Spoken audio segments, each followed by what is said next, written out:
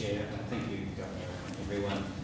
Dr. Charlton, in his questions, asked about the impact of higher than expected unemployment figures from yesterday, and you said it didn't alter your thinking about the state of the economy, but you would have to, in another month, you may have a rethink or reconsider. I want you to assume that when you reconsider it, there is a third month of increased unemployment. Would you then consider that rate rises are a contributing factor, and would that adjustment reduce the case for further rate rises?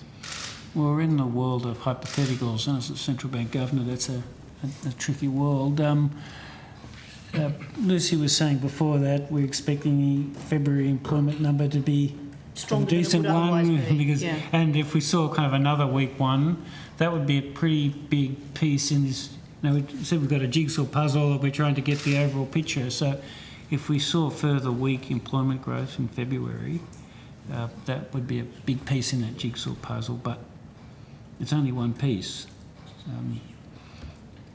If employment growth was slowing a lot and we saw retail trade and consumer spending data suggesting things are slowing down, and we're hearing that from businesses as well, that would be pretty powerful information.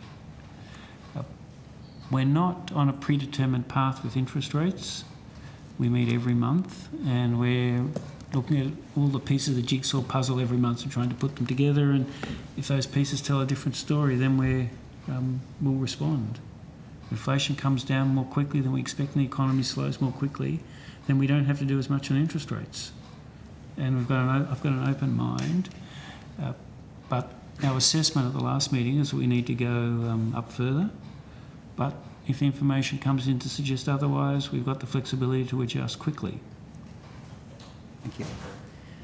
I want to ask your views on why there is a divergence between the cash rate and the various policy rules. I think you have the RBA has its own rules under the Martin system, but there's also the Taylor rule.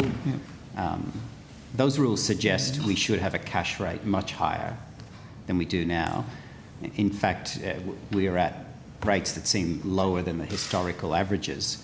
I want to ask your opinion about why those rules are not helpful, or at least are different, and is that due to temporary factors? Yep, it's a good question.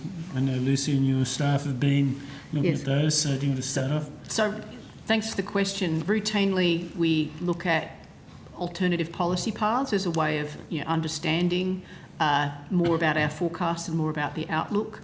A Taylor rule is simply where the interest rate varies according to deviations from inflation target and the unemployment rate relative to the NAIRU. And that was simply on the basis that the weights that John Taylor came up with were simply what the Fed had historically done.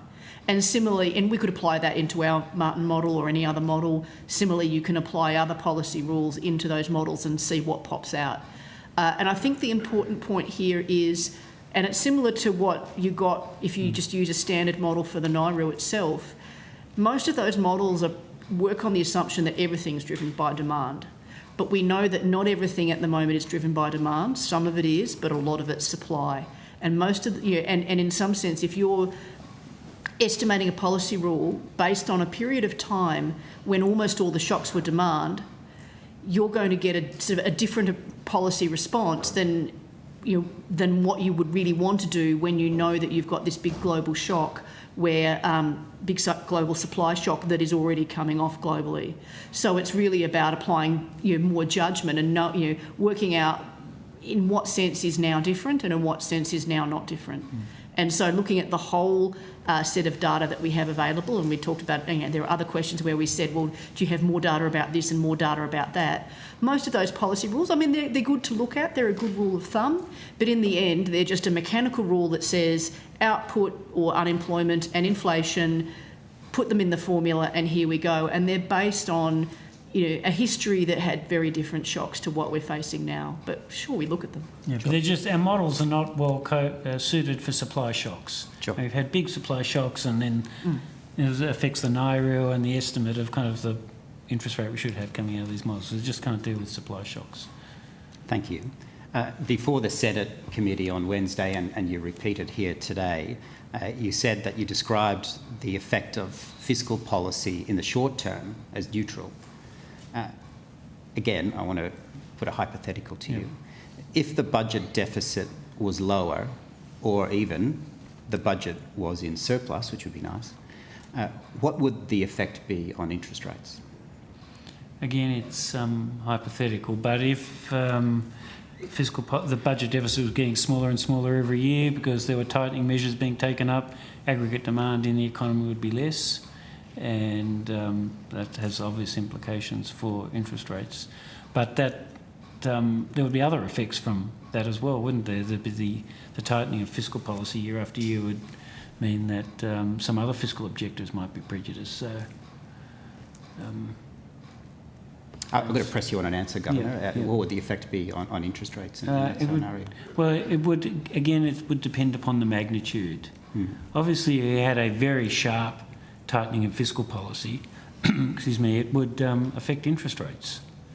But again, it depends. I don't know what the magnitude of the tightening would have to be to do that. But remember, the budget deficit has swung in a fairly wide margin very large margin, isn't it, in the last few years. So if we're talking a concerted and significant tightening of fiscal policy, then that would have implications for interest rates. How much? I don't know, but the principle is right, isn't it? But you would agree that, in principle, that if the budget was in surplus or it was in a much better position, that would make your job easier? I wouldn't go that far because I've got to be careful here. But what I can say is, if there was a very significant tightening of fiscal policy, that would have implications for interest rates.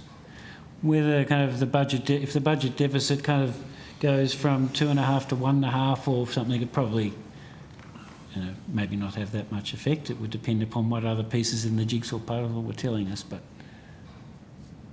if fiscal policy was tightened a lot, that would have other consequences, but it would have implications for monetary policy. It's true.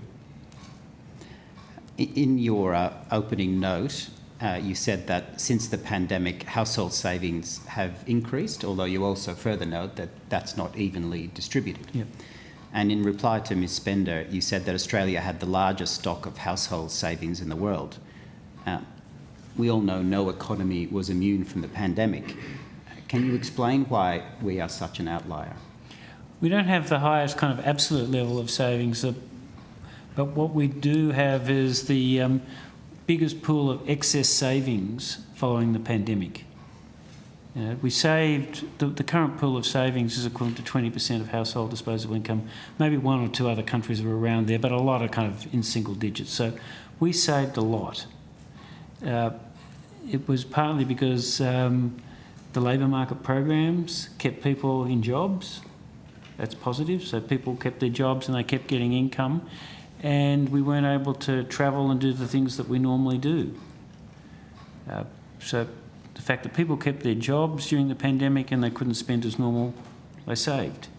And the amount of saving that we collectively did relative to our incomes is as big as anywhere in the world.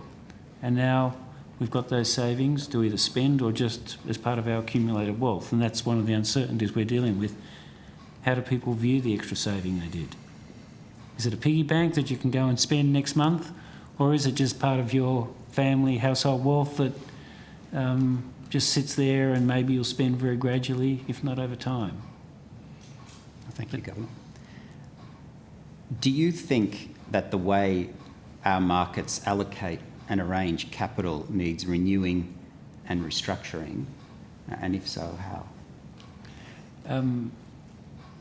I strongly believe in the benefits of a market-based economy that's delivered strong benefits in rising real incomes for us and many other countries around the world over long periods of time. So that's the principle.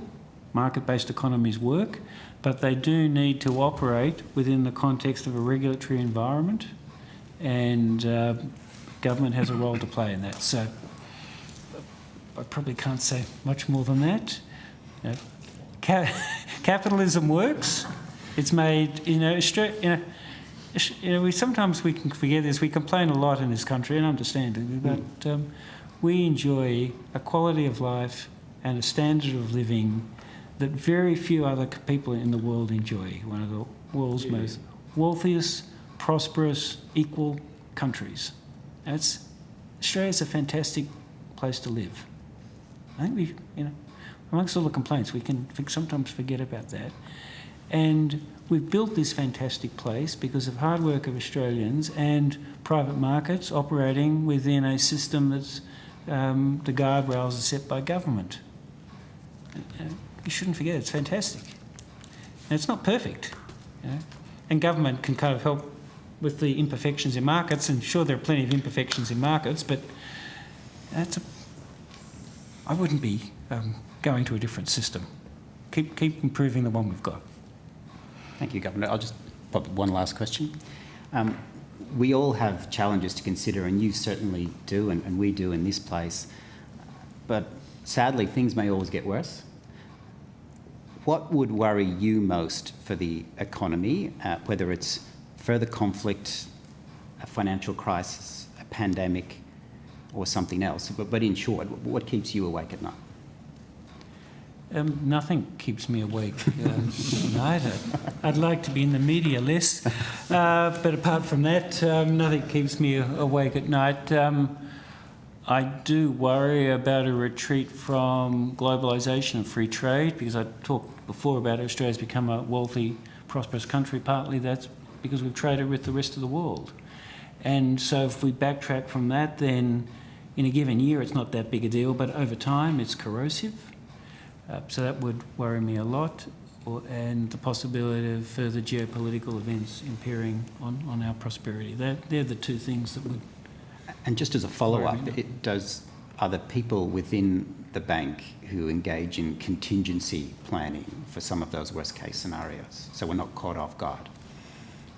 Well, if those things happen, we will be caught off guard, I think, but there's limited as we can do in advance. I mean, most of the, we're setting the interest rate and talking. They're our two instruments, and our focus is the next 2 years.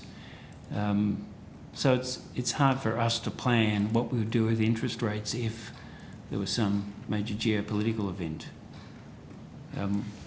In the event that something like that would happen, we look at the piece of the jigsaw, see what the picture looks like, and respond. So it's pretty hard for us to do much forward planning with the tools that we have. I think that was demonstrated by Ukraine. Yes. Yeah. We didn't have a plan for what happened when Russia invaded Ukraine. We saw what happened, and then, well, the picture looks like this. What do we do?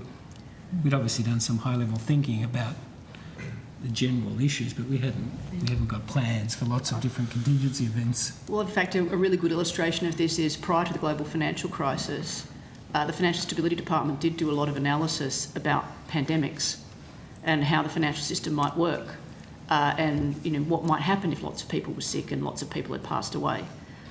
Well, guess what? The one thing we didn't think about was what would be the economic effect of a lockdown, because of course that wasn't any government's pandemic management plan. So you can plan. Plans are essential. Planning is essential, but plans are useless, Eisenhower said. I think that really shows you. We thought about the possibility of a pandemic, but everyone had an avian flu in mind. It was before Zoom, and no one had heard of lockdowns. I think we always say in the Army, the plan never survives the first shot. That's right. Yes. Yes. I'm a Navy wife, I get that one. Gotcha. Well, thank you very much, and thank you, Chair. Thank you. So,